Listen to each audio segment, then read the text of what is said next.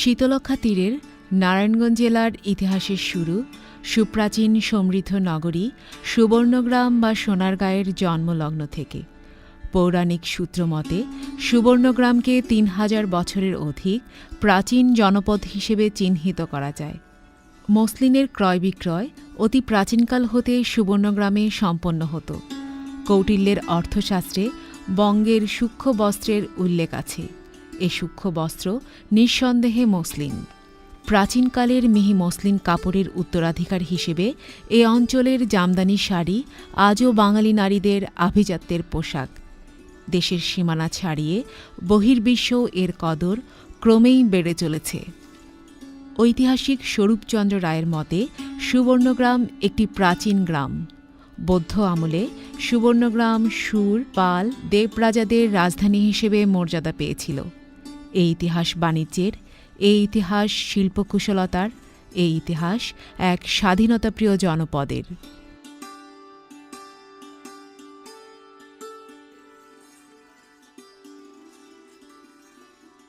১৩১০ খ্রিস্টাব্দ সুলতান বাহাদুর শাহ এবং তার পিতা ফিরোজ শাহ সোনারগাঁয়ের টাকশাল থেকে প্রচার করেন নিজেদের মোহরাঙ্কিত স্বর্ণমুদ্রা, যা ছিল স্বাধীনতার প্রতীক। ১৩৩৮ খ্রিস্টাব্দ ফখরুদ্দিন মোবারক শাহ সিংহাসনে বসার পর সোনারগাঁর স্বাধীনতা ঘোষণা করেন। তারপর থেকে ক্রমান্বয়ে শিল্প, সংস্কৃতি, বাণিজ্য আর শিক্ষার উৎকর্ষে সোনারগাঁও হয়ে উঠতে থাকে বিশ্বের এক অগ্রগণ্য নগরী। ১৩৪৫ খ্রিস্টাব্দ বিখ্যাত পরিব্রাজক ইবনে বতুতা সোনারগাঁ ভ্রমণ করেন এবং তার সফরনামায় সোনারগাঁকে উল্লেখ করেন এক সমৃদ্ধ বাণিজ্যিক নগরী হিসেবে। ১৩৯৩ খ্রিস্টাব্দ সিংহাসনে বসেন সুলতান আমলের সবচেয়ে যোগ্য শাসক বলে খ্যাত গিয়াসউদ্দিন আজম শাহ। পারস্যের জগৎখ্যাত কবি হাফিজকে সোনারগাঁয়ে আমন্ত্রণ জানালে এ সংস্কৃতিবান সুলতানের জন্য কবি রচনা করেন তার অমর কাব্য হাফিজ-ই দেওয়ান। ১৫৬০ খ্রিস্টাব্দ সোনারগাঁয়ের মসনদে অধিষ্ঠিত হন ১২ ভূঁইয়া প্রধান ঈশা খাঁ। সোনারগাঁ থেকে এ বীর যোদ্ধা বাংলার স্বাধীনতা রক্ষার লড়াই করে যান।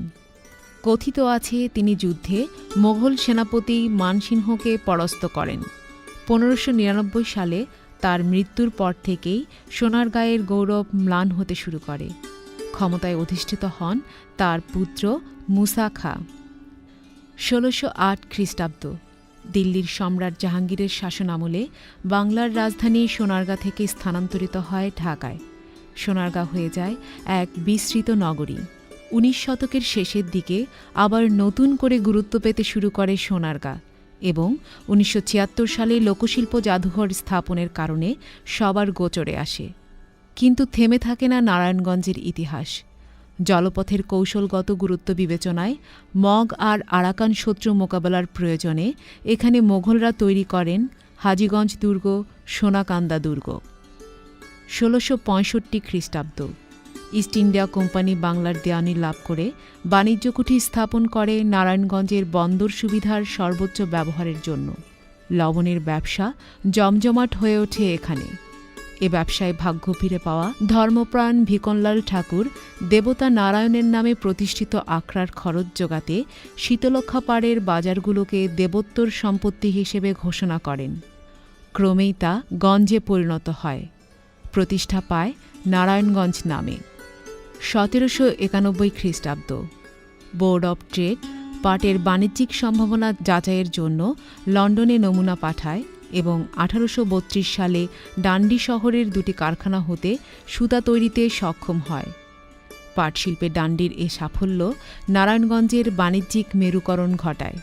শুধু কাঁচা পাটের বাজারজাতকরণ নয়, বরং গোটা পাটশিল্পের অন্যতম প্রধান কেন্দ্র হয়ে ওঠে নারায়ণগঞ্জ এবং পরিচিতি পায় প্রাচ্যের ডান্ডি নামে। বাণিজ্যের টানে দলে দলে ইংরেজসহ অন্যান্য ইউরোপীয়রা এখানে আসতে থাকে। দ্রুত বদলাতে থাকে দৃশ্যপট।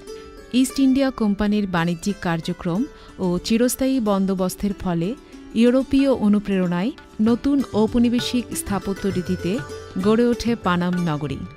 বাড়িগুলোর স্থাপত্যে ঔপনিবেশিকতা ছাড়াও মোঘল, গ্রিক এবং গান্ধারা স্থাপত্য শৈলীর সাথে স্থানীয় কারিগরদের শিল্পকুশলতার অপূর্ব সংমিশ্রণ দেখা যায়। প্রতিটি বাড়ি ব্যবহার উপযোগিতা, কারুকাজ, রঙের ব্যবহার এবং নির্মাণ কৌশলের দিক দিয়ে উদ্ভাবনী কুশলতায় ভরপুর। 1862 খ্রিস্টাব্দ স্টিমার সার্ভিস চালুর কারণে নারায়ণগঞ্জ হয়ে ওঠে পূর্ব বাংলার প্রবেশ পথ, যে কারণে এ উপমহাদেশের এবং উপমহাদেশে আগত বিখ্যাত ব্যক্তিবর্গ কোনো না কোনো সময় নারায়ণগঞ্জে পা রেখেছেন।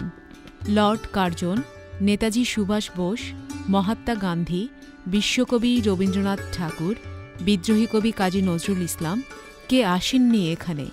নেতাজি সুভাষ বোস 7 নভেম্বর 1931 সালে গ্রেপ্তার হয়েছিলেন এই স্টিমার ঘাট থেকেই। 1876 খ্রিস্টাব্দ গঠিত হয় নারায়ণগঞ্জ পৌরসভা। 1880 খ্রিস্টাব্দ নারায়ণগঞ্জকে ফ্রিপোর্ট বা শুল্কমুক্ত বন্দর হিসেবে ঘোষণা করা হয়। 1882 খ্রিস্টাব্দ নারায়ণগঞ্জ মহকুমায় উন্নীত হয়।